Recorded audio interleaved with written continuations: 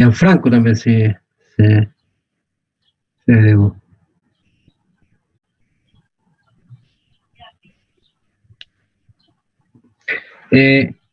Lo otro, creo que no les voy a mandar más la invitación, pues sí, va a ser los lunes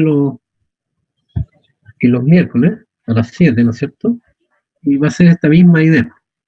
Ah, ya. En caso de que hubiese problema con la idea, ahí les mando un correo indicando otra idea. Y ya estamos claros que va a ser los lunes y los miércoles. Y tenemos clase esta semana nomás, creo. La próxima semana, el lunes, ¿no? Creo que terminamos este miércoles, o sea, esta semana. El lunes ya creo que no hay clase, no lo tengo claro.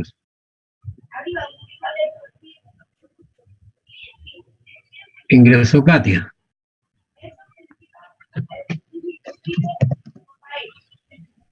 Maximiliano.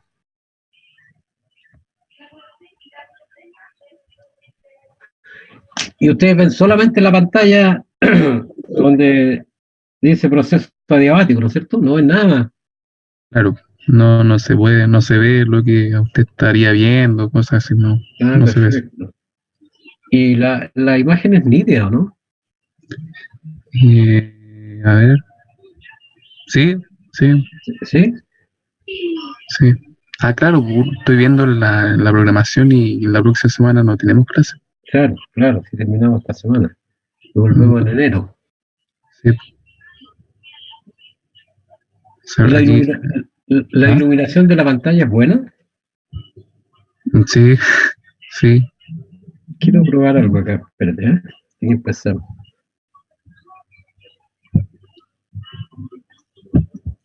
¿Cambian algo ahí o no? No, es que ese brillo es de su pantalla, es físico. Nosotros no vamos a ver que usted está apocando, está poniendo más brillo en la pantalla. Usted nomás va a ver que le está poniendo brillo a la tablet.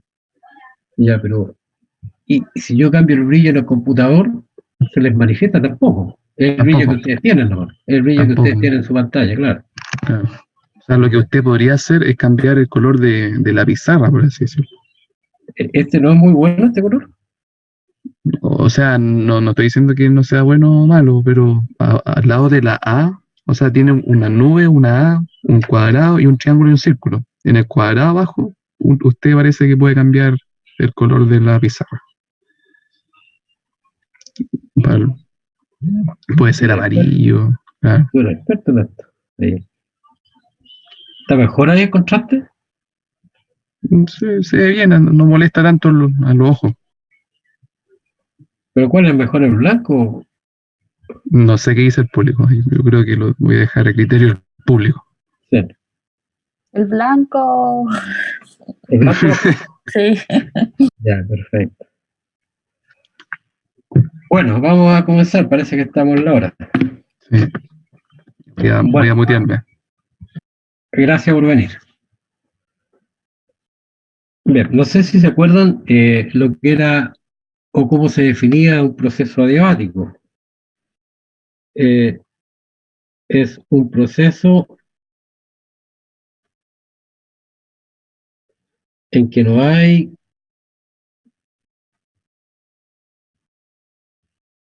transferencia de energía, de calor.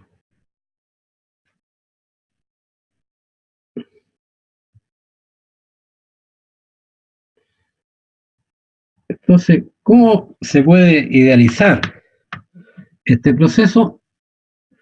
Podría ser por medio de un proceso de cambio de volumen, en que la escala de tiempo que dura el proceso sea muy, muy pequeña. Entonces, la transferencia de calor puede ser prácticamente despreciable. Entonces, para gases, procesos de expansión muy rápidos y procesos de contracción también muy rápidos, entonces se pueden modelar de buena manera como adiabáticos. Recuerden que siempre es una aproximación. Ya, entonces creo que discutimos, alcanzamos a decir lo siguiente en la clase pasada. en este proceso, ¿se puede mantener constante la temperatura? Dijimos que no, porque si se mantiene constante la temperatura, entonces es un proceso isotermo.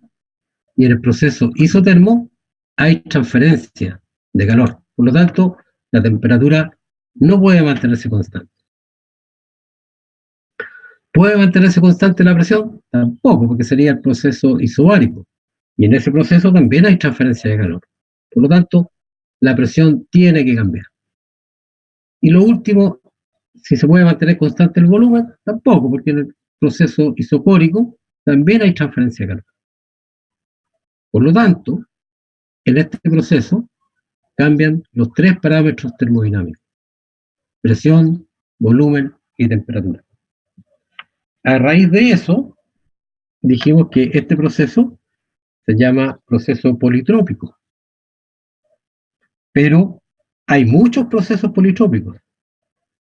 Eso significa que no todos los procesos politrópicos son adiabáticos. Para que sea adiabático, entonces debe existir una relación bien específica entre los parámetros termodinámicos. Y esa es la relación que vamos a tratar de encontrar ahora. No sé si quedó claro. Si alguien puede contestar si quedó claro esto.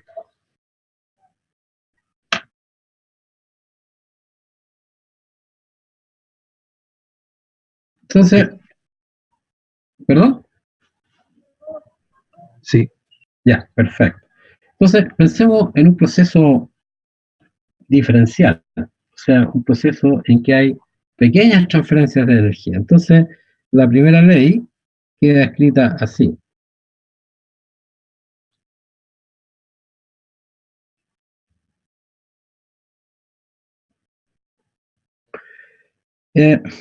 Acá voy a aprovechar a hacer un comentario que no lo hice anteriormente. Aquí hay una pequeña sutileza. Los sistemas entonces tienen una propiedad que se llama energía interna. Entonces, ese término que está acá, lo que representa es el cambio de energía interna que tiene el sistema. Los sistemas no tienen calor, por lo tanto, no podemos decir que esto representa el cambio de calor del sistema. Recuerden, el calor es energía en transferencia. Los sistemas no tienen trabajo, por lo tanto, no podemos decir que este es el cambio de trabajo del sistema. Entonces, este es un cambio real. Por eso que a esta diferencial se le conoce con el nombre de una diferencial exacta. Esto no es una diferencial exacta, sino que tenemos que leerlo como una pequeña transferencia de energía en forma de calor. Y esto tampoco es una diferencial exacta. Por lo tanto, esto lo tenemos que leer como una pequeña transferencia de energía. ¿De acuerdo? Eso no lo habíamos comentado la otra vez. Bien, para este proceso, ¿qué es lo que ocurre? Que esto vale, ¿qué cosa? Eso vale 0. Entonces, du es igual a menos dw. Y esto simplemente lo... Vamos a ver qué pasó aquí.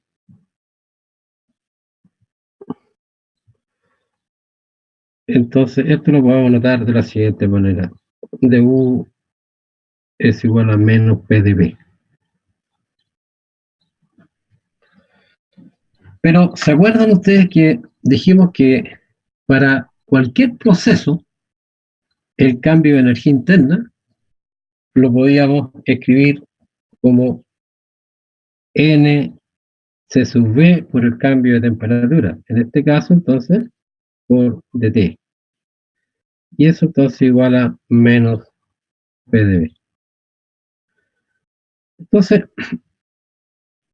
ahora queremos ver, por ejemplo, cómo se comporta la relación presión-volumen en el diagrama, en la relación presión-volumen, y ver cómo es su representación, ¿no es cierto?, en el diagrama PB.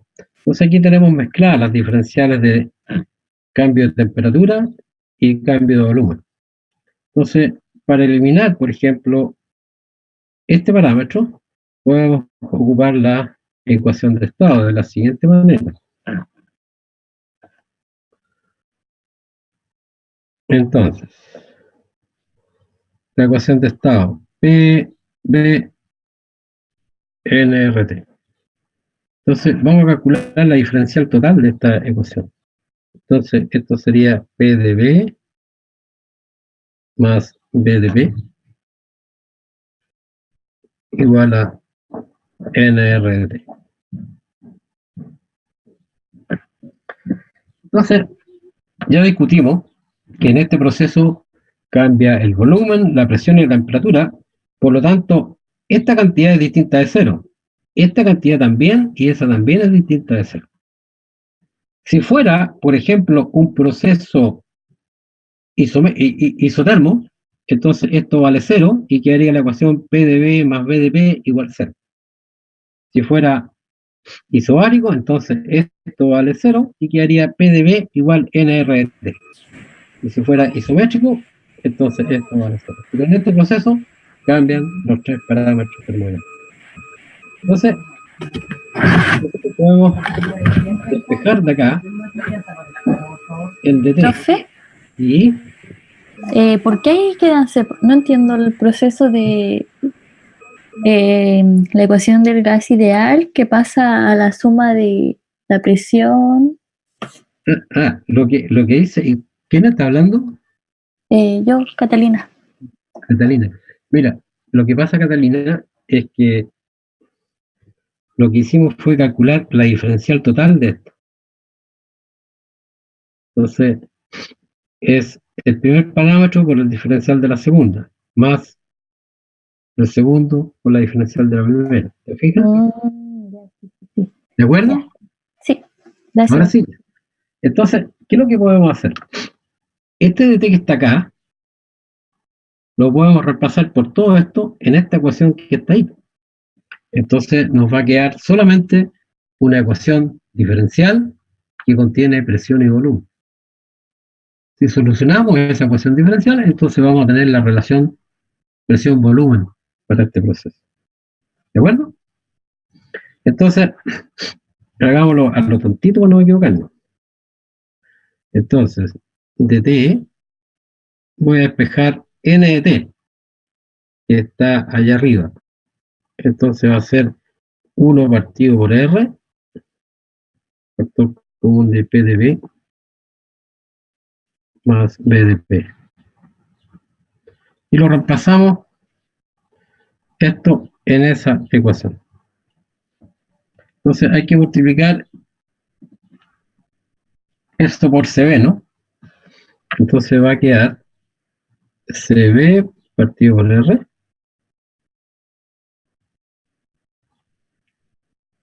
P de B más B de B. Y eso tiene que ser igual a menos P de B. Entonces, si ustedes se fijan, podemos agrupar todo lo que tiene con cambio de volumen a un lado y todo lo que tiene con cambio de presión al otro lado. Entonces, ¿cómo va a quedar esto? Acá quedaría CB partido por R más 1, ¿no es cierto? Todo eso por P de B. Y al otro lado va a quedar menos CB partido por R P de B, ¿no? Ya me perdí. B de B. ¿Está bien ahí? ¿Sí? Ya. Entonces, podemos pasar multiplicando eso. ¿Y cómo nos va a quedar? Acá nos va a quedar 1 más R sobre CB de B partido por B igual a menos de B partido por B. No sé si eso está correcto. ¿Lo pueden revisar, por favor? Bueno, Sí, ¿está bien? sí, profesor. Perfecto. Y esto lo podemos simplificar un poco de la siguiente manera, porque sacamos acá mínimo común denominador y esto es CB más R. Pero ¿se acuerdan ustedes que la diferencia de calores específicos era igual a R? Entonces, esto es lo mismo que CB más CP menos CB, que sería la constante R. Y todo esto dividido por CB. Entonces, esto es simplemente CP partido por CB. Y para no anotar tanto, entonces podemos definir una nueva constante. La notación estándar para esta constante es gamma, que es el cociente entre los calores específicos. Entonces, esa constante gamma depende del tipo de molécula. Ya sabemos si el gas es monoatómico, diatómico o poliatómico. Entonces, ¿cómo nos queda esto? Nos queda gamma de B partido por B igual a menos de P partido por P. Y ahora podemos integrar entre un estado inicial y un estado final para este proceso adiabático. Entonces, esto queda gamma, logaritmo natural, volumen final sobre volumen inicial, y aquí quedaría menos logaritmo natural de la presión final sobre la presión inicial. Y ese signo menos que está acá, lo podemos absorber acá dando vuelta a este cociente. Y este gamma lo podemos también absorber ahí, elevado a ese cociente. Entonces nos queda finalmente logaritmo de BF sobre BI elevado a gamma igual logaritmo de PI sobre PF. Para absorber ahí el signo menos, de vuelta ahí el cociente. Entonces, si los logaritmos son iguales, significa que los argumentos, ¿no es cierto?, tienen que ser iguales. Entonces, nos queda la siguiente relación.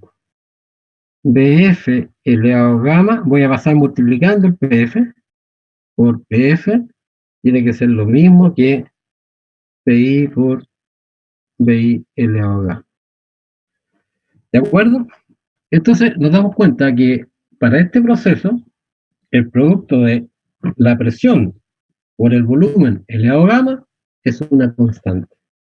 Entonces, se cumple que lo voy a anotar en este orden. Presión por volumen elevado a gamma, esto es una constante.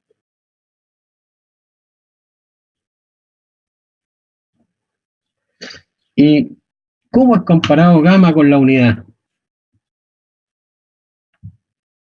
¿De acuerdo? ¿Cómo así?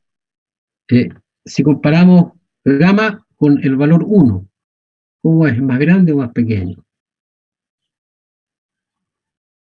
Recuerden que gamma lo definimos como el cociente CP sobre CB.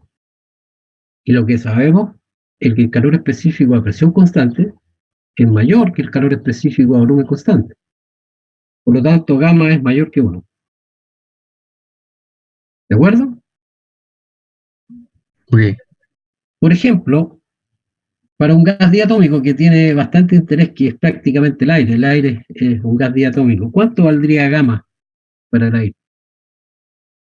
¿Pueden calcular? La molécula tiene 5 grados de libertad, 3 de traslación y 2 de rotación.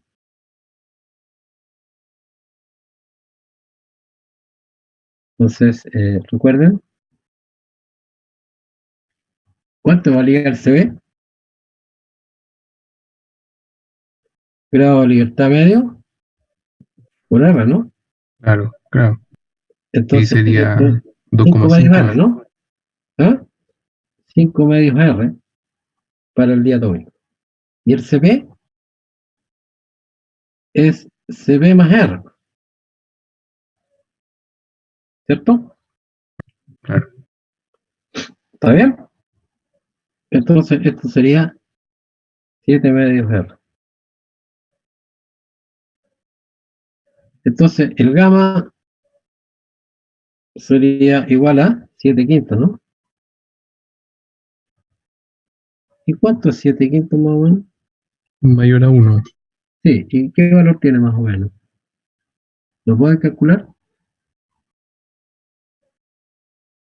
¿Qué hay al lado de CB? R, la constante R, Matías. ¿Es un G? A ver, Matías, esto es la constante ahí, o te estás refiriendo ahí, eso es lo que faltó. La Matías, libertad. GL es el número de grados de libertad. Ahora lo entendí. El número de grados de libertad.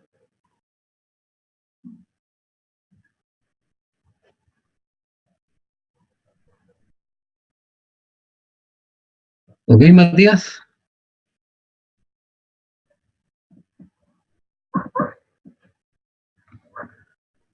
Ya. Entonces, ¿cuánto quedó el gamma? 1,4. 1,4. Entonces, 1,4 es el gamma para un gas diatómico, o sea, para un gas formado por moléculas que contienen dos átomos unidos. ¿Ok? Ya. Entonces, fíjense lo siguiente. P igual acá una constante partido por B. Esa relación entre presión y volumen, de esa manera, ¿a qué proceso corresponde?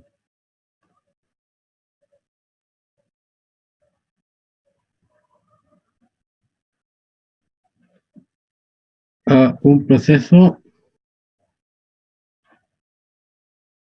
isotermo, ¿no? Isotermo, donde la constante C es simplemente nRT.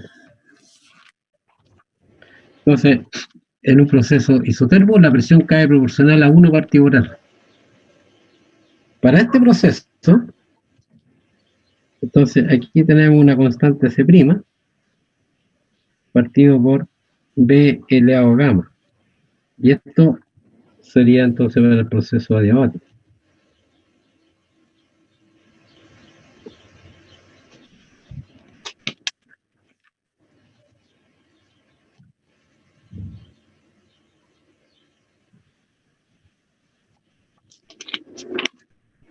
Entonces, ¿qué es lo que podemos observar? Que en una expansión adiabática, la presión cae más fuertemente que en una expansión isotérmica. Porque ahí tenemos un 1 y aquí tenemos algo mayor que 1. Entonces, ¿cómo se vería la gráfica en un diagrama presión-volumen del proceso adiabático? Entonces, sería como una cosa así.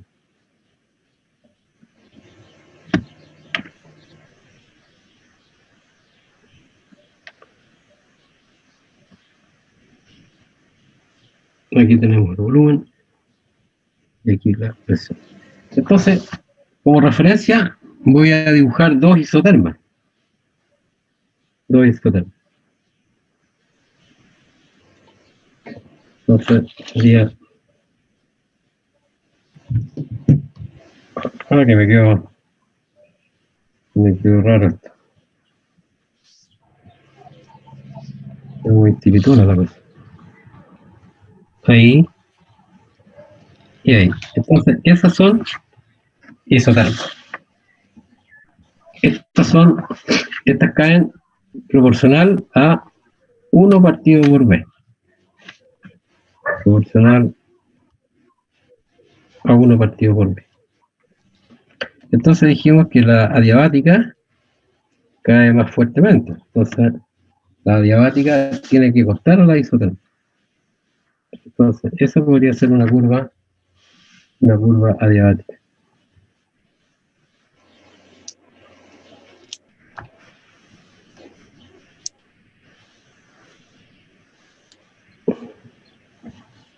Entonces, la roja es la isoterma y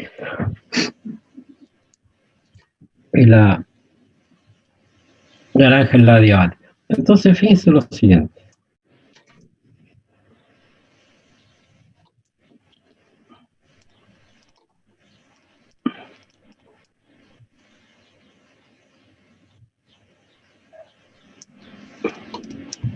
Supongamos que este es el estado A, el estado B y el estado C. ¿Qué tiene en común el proceso que va del estado A al estado B con el proceso que va del estado A al estado C? ¿Qué es lo que tienen en común esos dos procesos? ¿Mm? El cambio de volumen. El mismo cambio de volumen, ¿cierto? Entonces, en el proceso de A a B, ¿cierto? El sistema entrega trabajo mecánico a su ambiente, pero a su vez recibe calor en la misma cantidad. Por eso que la energía del estado A es igual a la energía del estado B. Mientras que en el proceso desde A hasta C, el sistema entrega trabajo a su entorno, pero no recibe calor. Por eso que hay una fuerte caída en la energía interna del sistema. ¿Dónde es mayor el trabajo para la misma expansión? ¿En cuál de los dos procesos?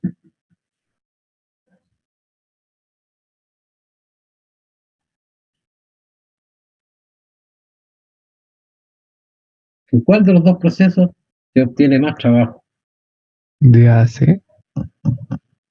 Recuerden que la interpretación geométrica, ¿no es cierto?, de la integral, ¿qué cosa representa?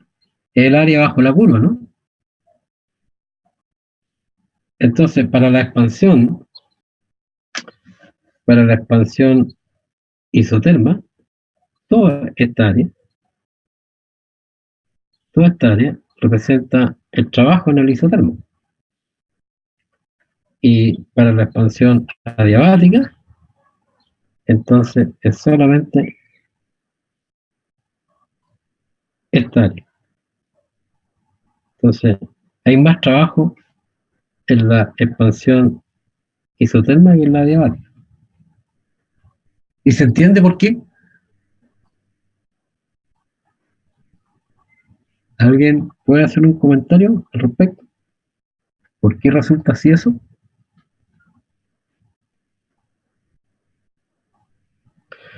¿En cuál de los dos procesos la presión fue más grande?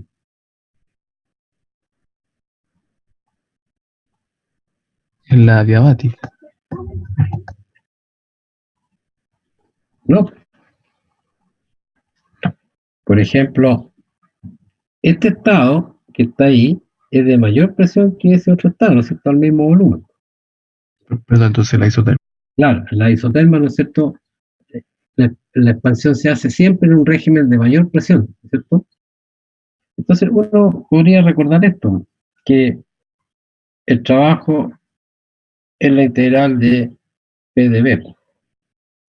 Entonces uno podría decir, bueno, esto es algo así como el valor medio, ¿no es cierto?, de la presión por el cambio de volumen.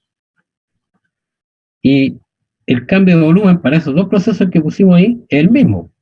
Pero ¿dónde es más grande el promedio de la presión?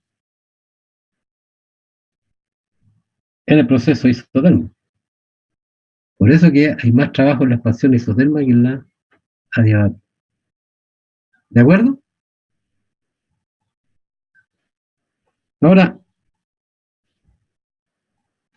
¿Cómo se puede calcular el trabajo?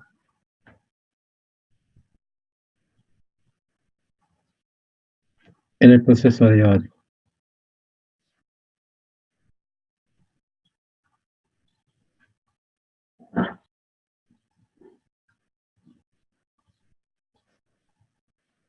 Bueno, esto es integral de P de B. Entonces, ¿esto cómo lo podemos anotar?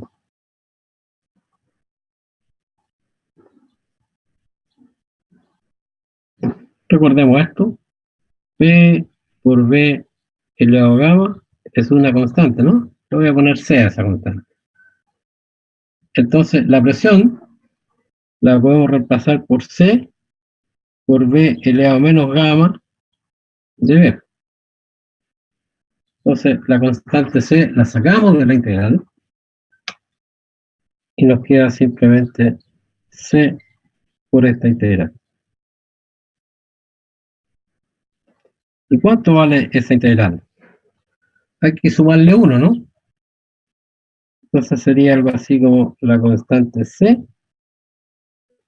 por B final elevado a 1 menos gamma menos el volumen final elevado a 1 menos gamma, y todo eso hay que dividirlo por 1 menos gamma. ¿Todos de acuerdo? Pero esa constante C la puedo escribir de la siguiente manera. La constante C es igual a la presión inicial por el volumen inicial elevado a gamma, ¿sí o no? Sí, sí. Hay un compañero que dice que no sería volumen final menos volumen inicial. Ah, es que me equivoqué, si fue error de imprenta y gracias. Ese es inicial, eso es lo que había querido anotar, muchas gracias. Estamos de acuerdo que la constante C la podemos anotar así, ¿no es cierto? Y Claro. también esa constante C la podemos anotar como PF por BF elevado a gamma, ¿no es cierto? Porque P por B elevado a gamma es una constante. Entonces, metamos esa constante escrita de esa manera. Entonces, nos va a quedar que el trabajo es 1 partido por 1 menos gamma, ¿no es cierto? Y acá, ¿qué es lo que va a quedar?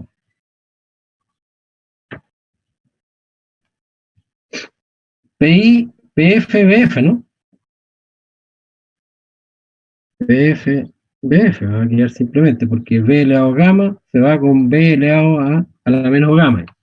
Y aquí nos va a quedar PI, PI. Esa es una manera entonces de anotar el trabajo, ¿no es cierto?, en el proceso adiabático. Ahí quedaría en términos exclusivamente de las presiones y volumen. Uno lo puede dar vuelta a esto porque el 1 menos gamma es una cantidad negativa, porque gamma es mayor que 1. Así que en realidad se podría escribir también como 1 partido por gamma menos 1, PI, BI, menos PF, BF. ¿De acuerdo?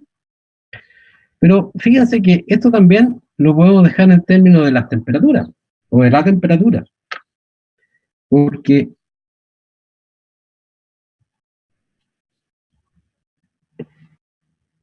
PF, BF también es igual a NRTF, ¿no es cierto?, por la ecuación de estado. Y por lo tanto, PI, BI es igual a NRTI. Así es que podemos sacar NR de esto, o sea, NR partido por 1 menos gamma, y aquí quedará TF menos TI. Y ahí quedaría en términos, ¿no es cierto?, de las temperaturas, la diferencia de temperatura de los estados inicial y final. Pero esto lo podemos seguir dándolo vuelta, porque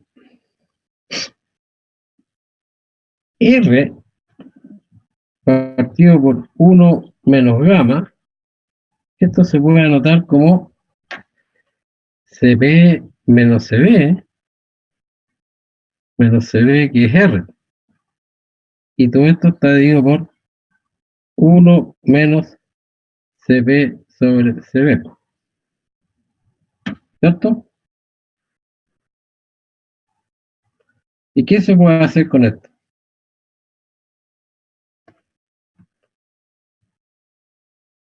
O se puede dejar mejor así. Que no meter tanta bulla, puede dejar así. Con la R. Entonces, esto es lo mismo que RCB partido por CB menos CB. Pero CB menos CB es menos R. Así que esto se puede anotar como menos CB. No sé si está claro hasta ahí. Entonces, ¿qué es lo que tenemos? Que el trabajo también lo podemos anotar como menos NCB por TF menos TI. ¿Cierto?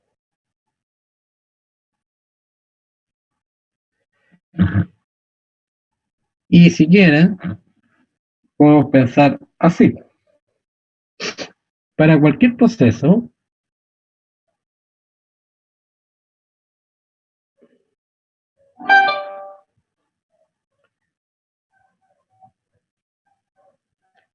se cumple, ¿no es cierto?, que el cambio de energía interna es igual a NCB por delta T, ¿cierto?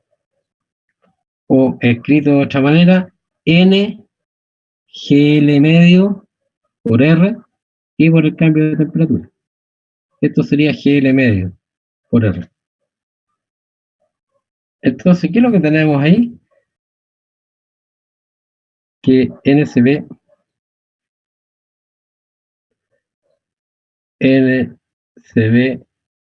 por TF menos TI, eso es igual a ¿cuánto?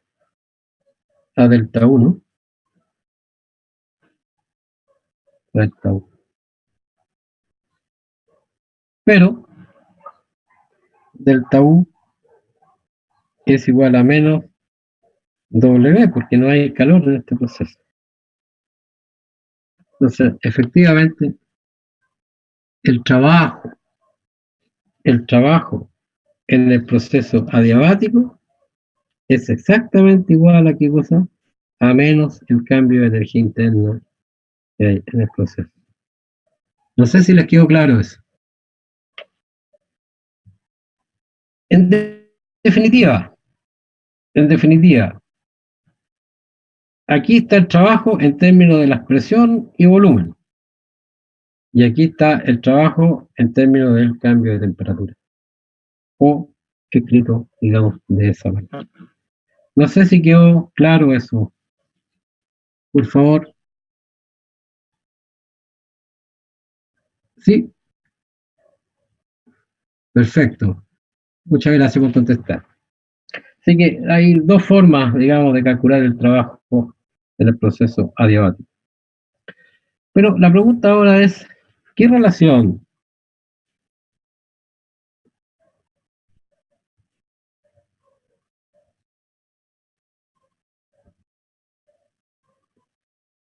hay, por ejemplo, entre presión y temperatura en este proceso?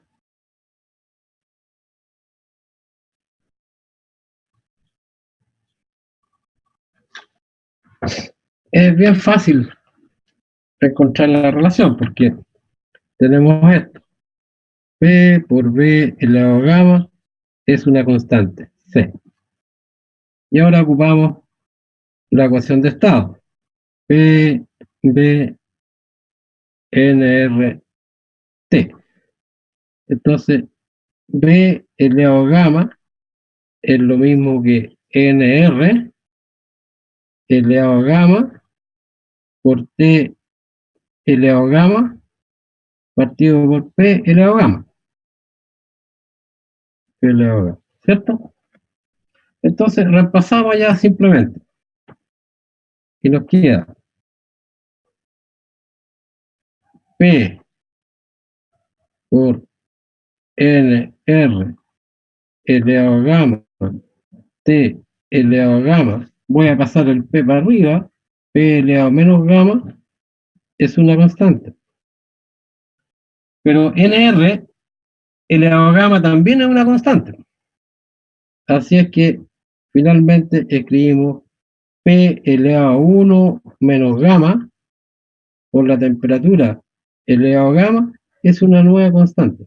Llamémosle C'. Donde C' podría ser, ¿no es cierto?, PI elevado a 1 menos gamma por TI elevado a gamma. O también podría ser PF elevado a 1 menos gamma por TF elevado a gamma. También podemos encontrar la relación entre, ¿cuál nos está faltando? Entre volumen y temperatura. Relación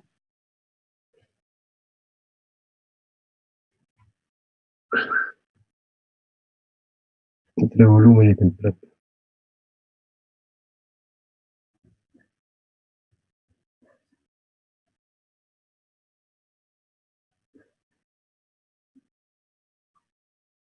¿Cuál sería la relación?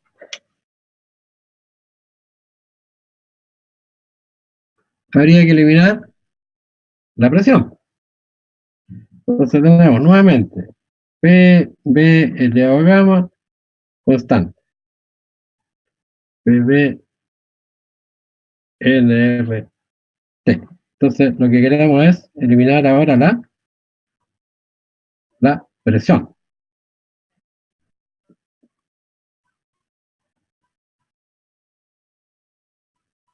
Para que nos quede, ¿no es cierto?, volumen y temperatura. Y ahí lo pueden hacer. Bien, ahí encuentran ustedes esa relación. Ahora habría que eliminar la presión y dejar volumen y temperatura. Bastante fácil de hacer.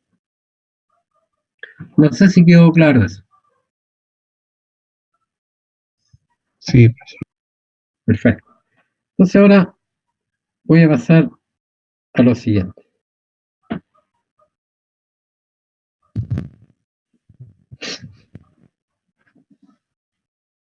A la idea de una máquina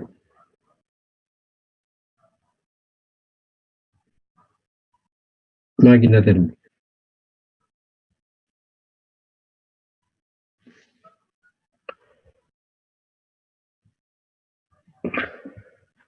Bueno, ¿cuál es la finalidad de una máquina térmica? ¿Alguien me lo puede decir? ¿Qué es lo que se imagina por una máquina térmica?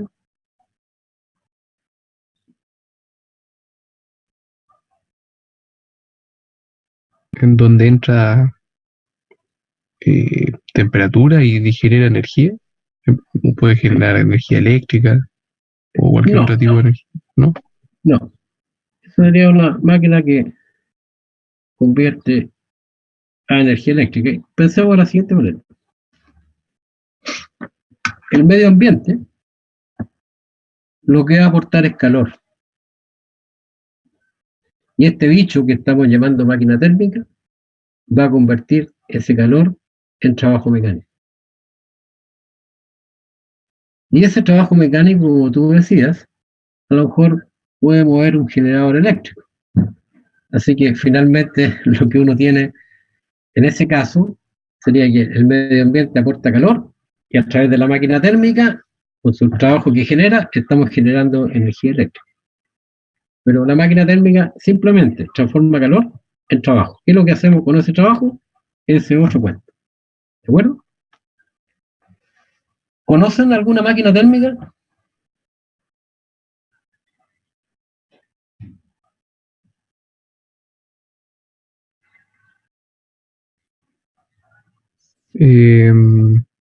Una planta geotérmica.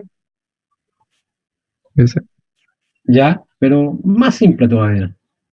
Más simple. Con una máquina térmica nos movilizamos a diario. Por ejemplo, el motor de combustión interna. El motor que mueve, ¿no es cierto?,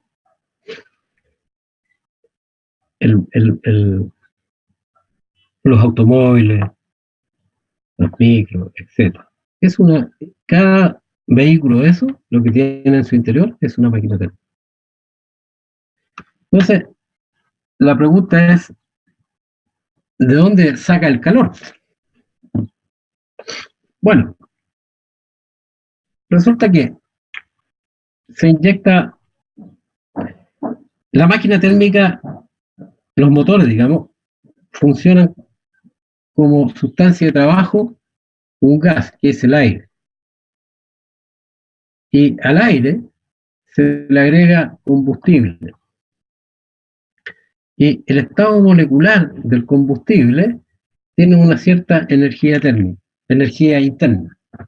Entonces, cuando se produce la combustión, entonces esas moléculas pasan a otro estado, menos energético internamente. Entonces, cuando las moléculas experimentan la combustión, pasan de un estado más energético a un estado menos energético, de energía interna. Y en esa transición liberan calor. Entonces, el aire, que es la sustancia de trabajo, recibe el calor cuando se realiza el proceso de combustión. No sé si les quedó más o menos claro. Un panel solar puede transformar, ¿no es cierto?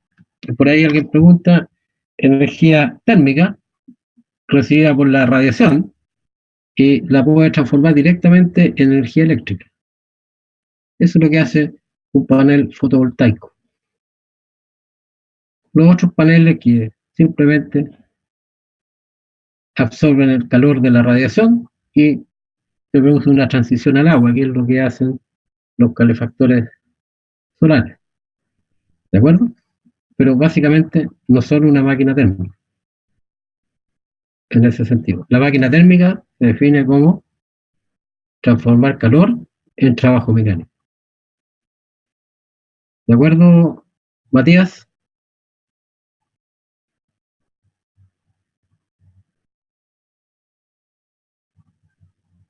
Ok, gracias, Matías. Entonces, la idea es la siguiente.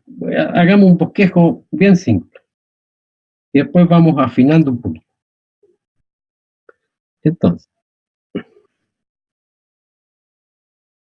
supongamos que aquí tenemos volumen, aquí tenemos presión, y aquí hay un proceso.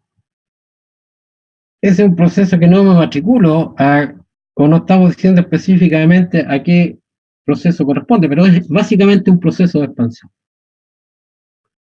Por lo general, entonces, cuando el sistema se expande, aporta trabajo mecánico a su entorno, pero para poder expandirse, entonces necesita ¿qué cosa? Necesita recibir calor. Entonces, ese proceso lo que está haciendo es transformar trabajo mecánico. Entonces, eso sería ¿qué cosa? Una máquina térmica. Pero una máquina térmica así concebida es inoperable, porque para obtener trabajo tenemos que seguir logrando procesos de expansión. Y eso significa que la máquina térmica tendría dimensiones infinitas. Por lo tanto, para que sea con dimensiones finitas, tenemos que hacer necesariamente procesos de contracción. Entonces, para que sea operable, la máquina tiene que tener procesos de expansión y procesos de contracción, de tal manera que tenga dimensiones finitas. No sé si esa primera idea está clara. Sí, Ya, muchas gracias. Entonces, no podemos pensar en concebir una máquina térmica que funcione así. Necesitamos procesos de contracción. Entonces, lo que voy a hacer es una cosa bien genérica, siempre en diagrama presión-volumen. Voy a hacer el color rojo aquí.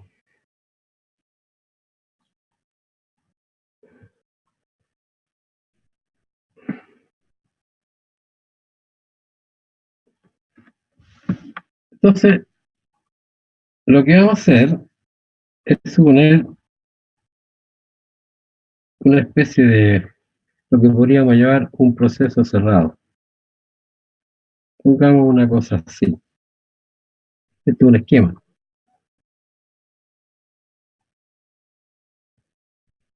Un esquema. Entonces, partimos de un estado inicial y comenzamos a hacer, ¿qué cosa? Expansión. Y llegamos a un volumen máximo y comenzamos a hacer procesos de contracción. Entonces, un proceso cerrado es un proceso que comienza en un estado y termina nuevamente en el mismo estado. Entonces, en el proceso total ahí, no hay cambio de volumen, pero hay trabajo efectivo. ¿Qué me dicen?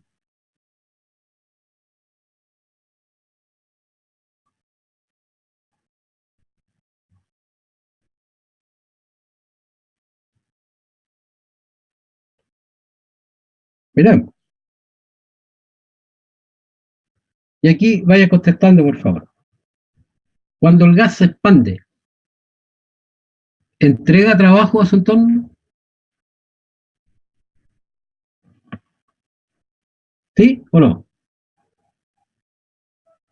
Perfecto. Entonces, aquí el sistema algo hizo. El sistema entonces entregó a su entorno trabajo mecánico. Pero para contraerlo, el sistema tiene que recibir, ¿no es cierto?, trabajo mecánico. Entonces, aquí en los procesos de contracción, entonces tiene que entrar trabajo mecánico. Pero, ¿cuál trabajo es mayor? ¿Cuál de los dos trabajos es mayor? ¿Ese o ese? ¿El que sale o el que entra?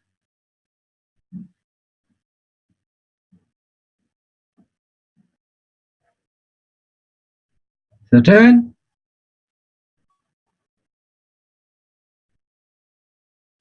Fíjense que el proceso de expansión se está realizando a estados de presión más grandes que en los cuales se hace el proceso de contracción.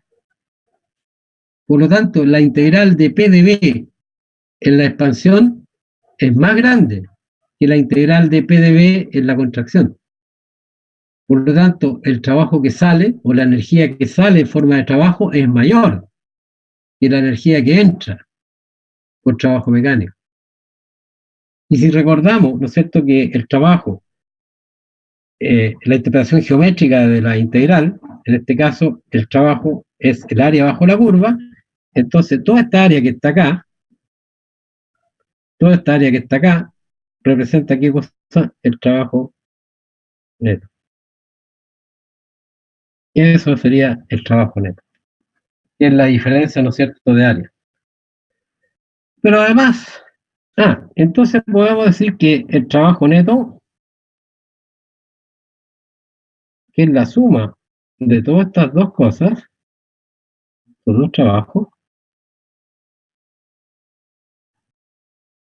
como sabemos, de acuerdo a nuestro convenio de signo, esta es una cantidad positiva y esta es una cantidad negativa. entonces el trabajo neto es mayor que cero. O sea, lo que obtuvo el medio ambiente o el entorno del sistema fue trabajo. Fue un trabajo neto. Por otra parte, para lograr las expansiones, el sistema tiene que recibir calor. Podríamos decir aquí calor que entra. Y acá, entonces, el sistema en las contracciones libera calor y a eso le podemos llamar el calor que sale. Entonces, el calor neto es la suma del calor que entra más el calor que sale.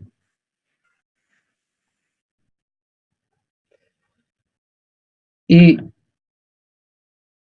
si miramos la primera ley, entonces una vez que partimos de este estado, hicimos todos los procesos y llegamos nuevamente al mismo estado inicial, entonces el cambio de energía interna al completar todos los procesos es igual a cero.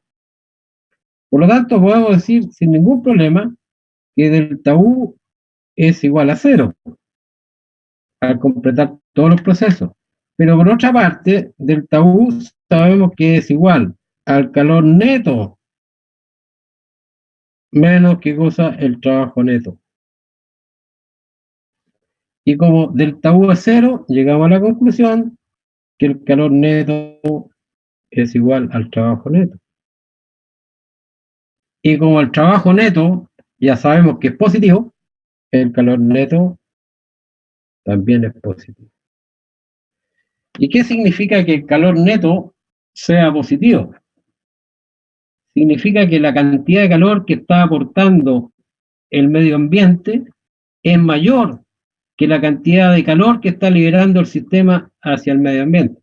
Así es que, como resumen de esto, el entorno aportó calor y lo que recibió fue trabajo mecánico. No sé si les quedó clara esa idea.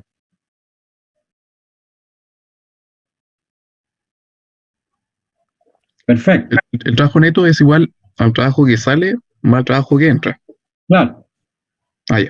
Ya, porque ahí sale que es trabajo que sale más trabajo que sale. Pero no, pero ok. me quedó claro, me quedó claro. Yo lo voy a arreglar al tiro. Gracias. Digo una cosa y escribo otra.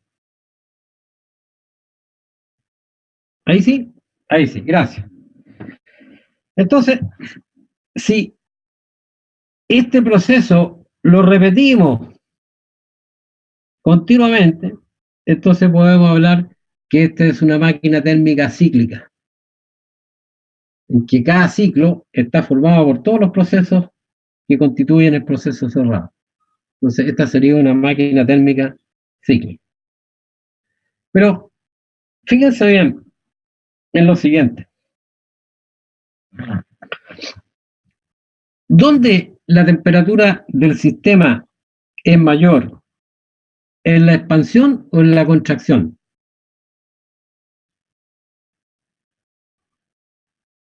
Perdón, aquí hay una pregunta de Matías.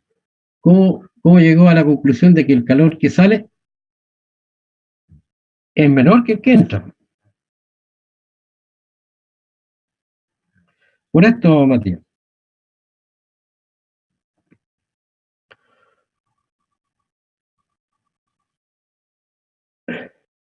La primera ley. Eso. Entonces, al completar todos los procesos, esto vale cero. Entonces, el calor neto tiene que ser igual al trabajo neto. Entonces, ya concluimos que el trabajo neto es positivo, por lo tanto, el calor neto tiene que ser positivo. Y el calor neto está constituido por la cantidad de calor que está entrando a la máquina y el calor que está saliendo de la máquina. De acuerdo a nuestro convenio, cuando el sistema recibe calor, esto es una cantidad positiva y esto otro es una cantidad negativa. Entonces, la suma de esas dos cantidades nos tiene que dar una cantidad positiva. O sea, el calor neto es una cantidad positiva. ¿Y qué significa que el calor neto sea una cantidad positiva? Que efectivamente, al completar todos los procesos, como resultado de todas las transferencias de calor, el sistema recibió calor. No sé si te queda claro eso, Matías. Perfecto. Entonces, yo les preguntaba lo siguiente. ¿Dónde es mayor, como término medio, la temperatura que tiene el sistema? ¿En la etapa de expansión o en la etapa de contracción? ¿Dónde es mayor?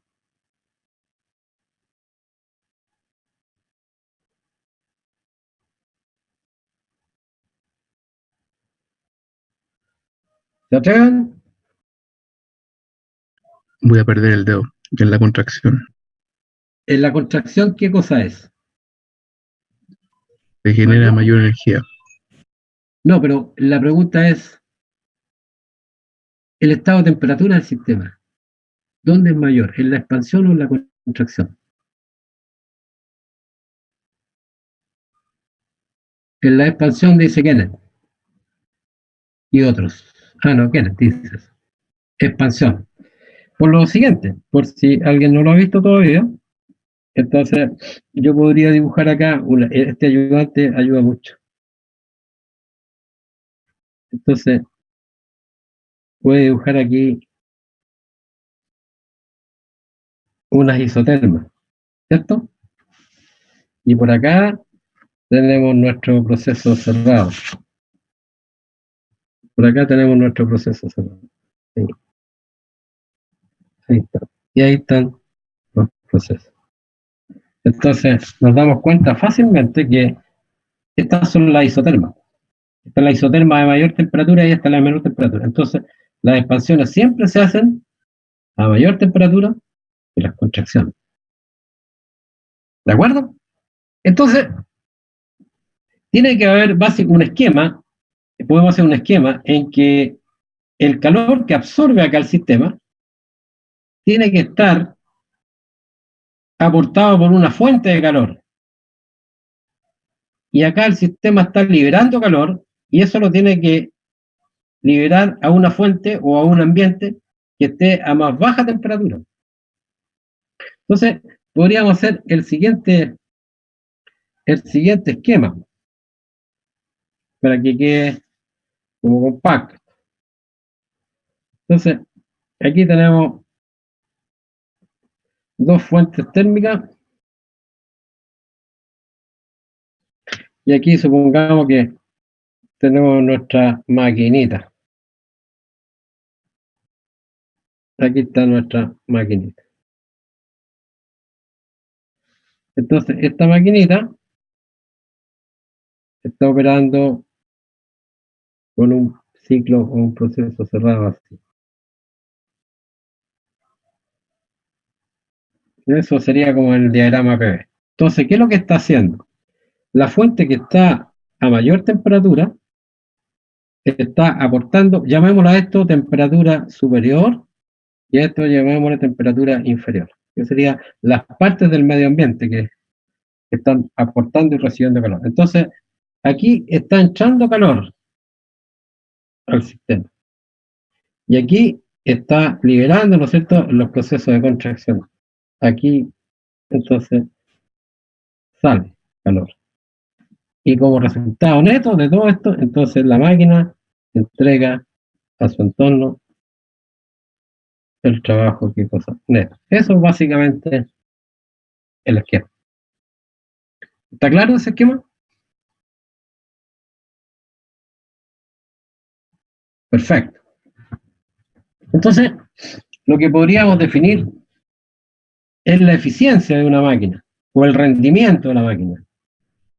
Rendimiento o eficiencia.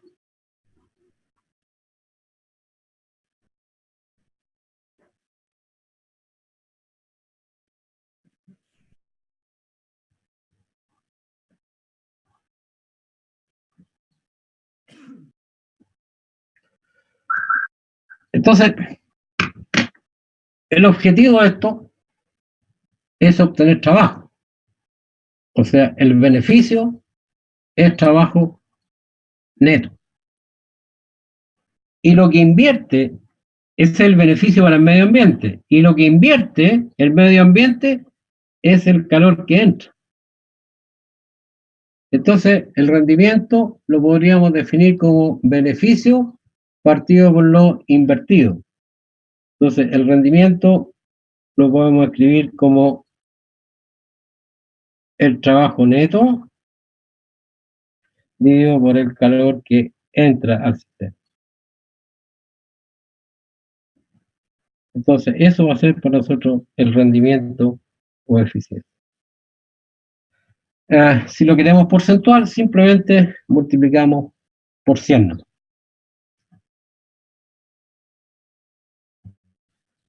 ¿De acuerdo? Pero fíjense que el trabajo neto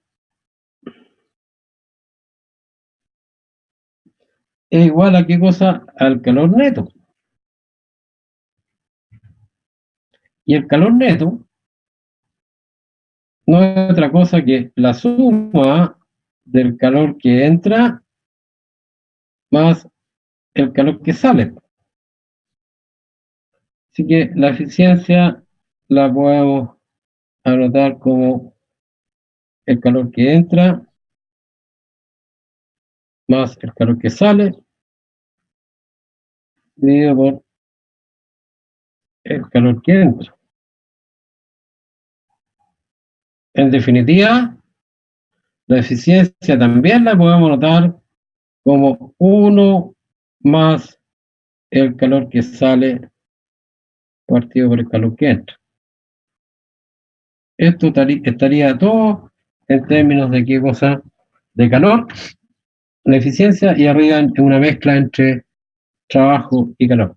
Pero no se olviden de lo siguiente, que esta cantidad es negativa.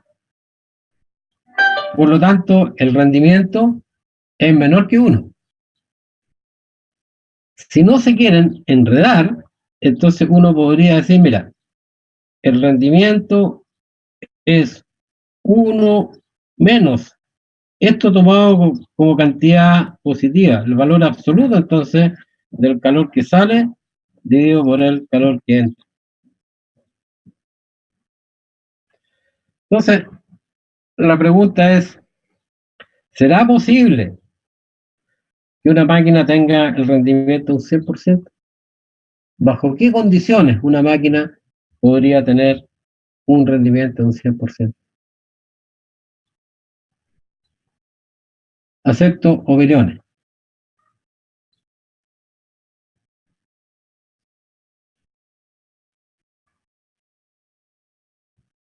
¿Se animan? En condiciones ambientales perfectas. ¿Qué significa eso? O sea que, por ejemplo, haya, a ver cómo podría explicarlo.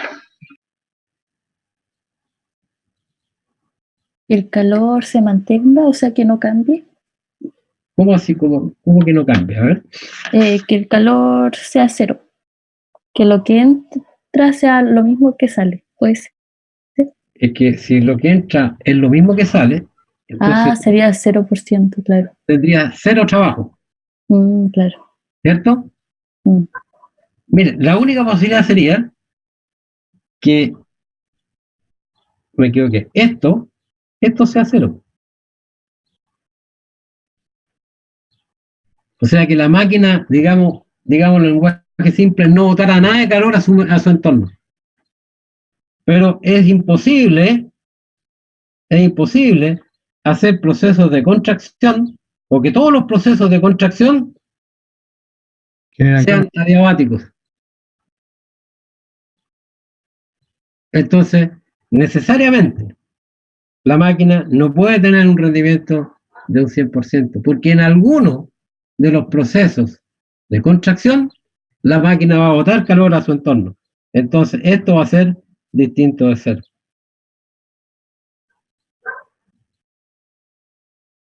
Como dice Matías ahí, si el calor que sale tiende a cuánto a cero. No sé si está claro. Para tener una idea, un motor de combustión interna que tienen los vehículos, qué sé yo, tiene un rendimiento del orden del 20%, por ahí anda. O sea, es bastante baja, digamos, la eficiencia comparada con uno. ¿De acuerdo? Pero fíjense que podríamos pensar así ahora.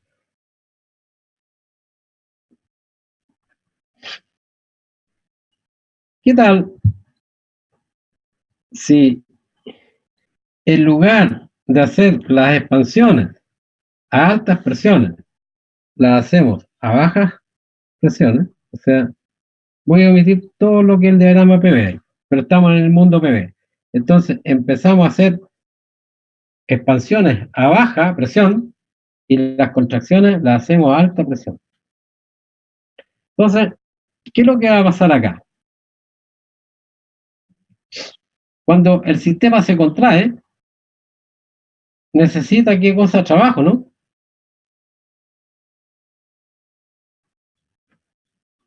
¿Cierto? Y lo que hace por lo general es botar calor. Mientras que en la expansión, el sistema entrega trabajo y para expandirse, por lo general necesita qué cosa, calor.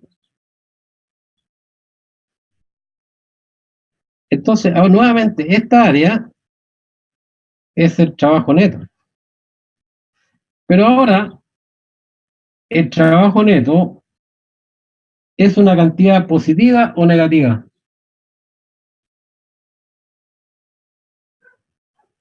Negativa. Negativa. Trabajo neto es negativo. Y el calor neto, ¿cómo es? Recuerden que delta U es cero a completar todos los procesos. Entonces, el trabajo neto siempre es igual al calor neto. Entonces, esto también es negativo.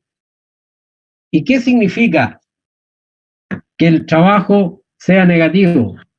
Significa que el entorno lo que hizo fue aportar trabajo. Como resultado de todos los procesos de transferencia de energía en forma de trabajo, el entorno aportó trabajo. Y trabajo neto, y calor neto negativo, significa que al completar todos los procesos, el sistema entregó calor a su entorno. Entonces, si los procesos los hacemos en esta otra dirección, esto lo que está transformando es trabajo mecánico en calor. Y esto se conoce con el nombre de bomba de calor.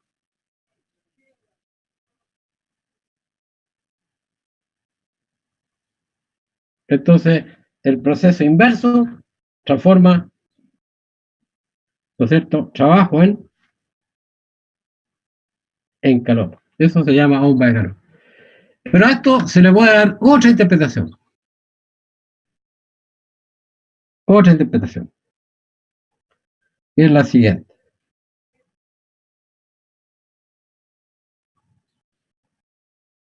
Ahí está este bicharraco.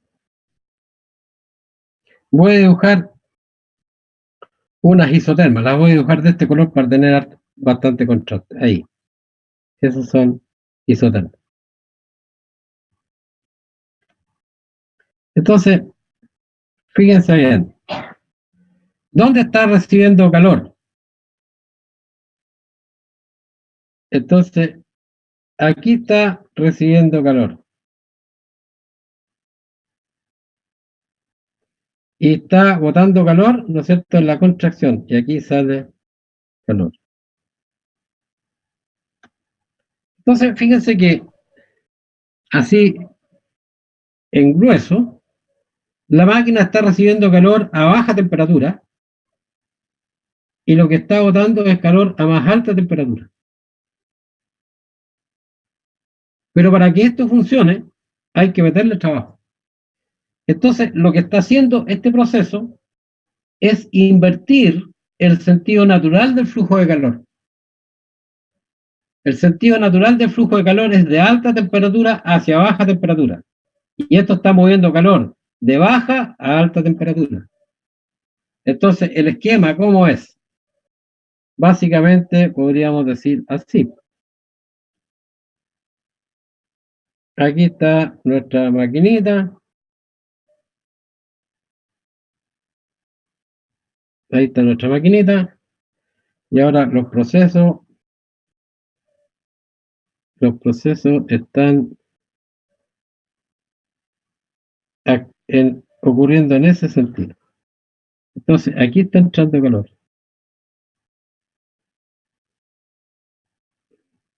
Y aquí está botando calor. Que sale.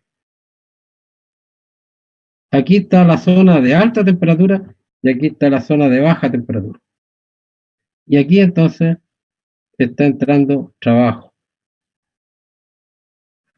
Entonces, ¿cuál es la otra interpretación? Mueve calor de baja a alta temperatura y para eso necesita trabajo neto. Eso dijimos que era la bomba de calor, pero la interpretación que podemos hacer es la siguiente. Esto se comporta como una máquina refrigeradora.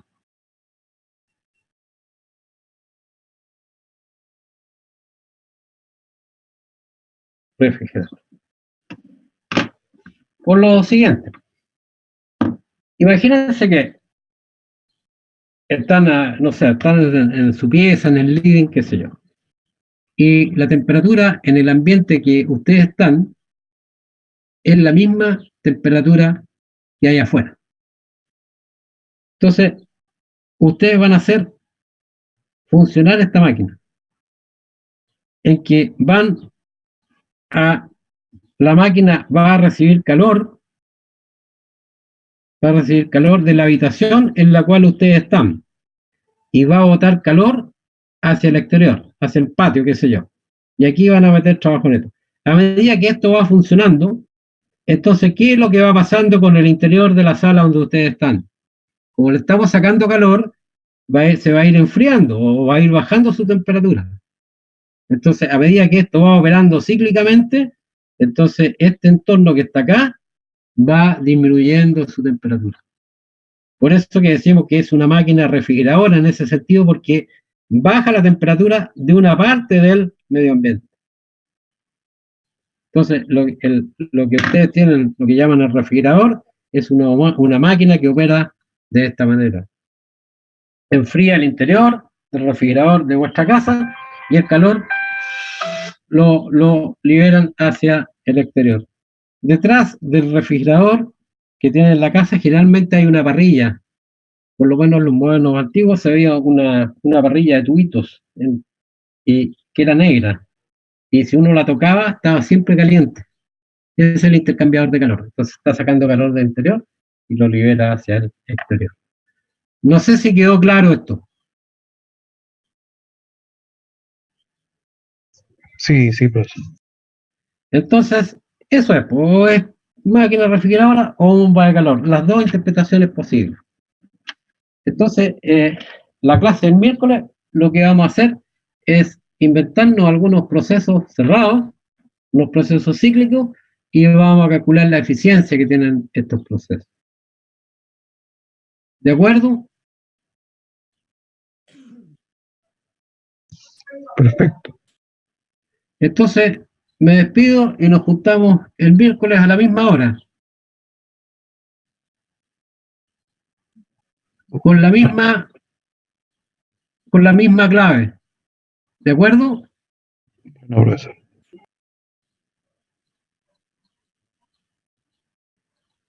Gracias a ustedes. Sí, sí, la vamos a subir. Muchas gracias por todo, ¿eh? Nos vemos entonces. A usted, profesor. Nos vemos el miércoles. Chao, gracias. El miércoles quise decir, sí. Chao, que estén bien. Chao, chao. Chao.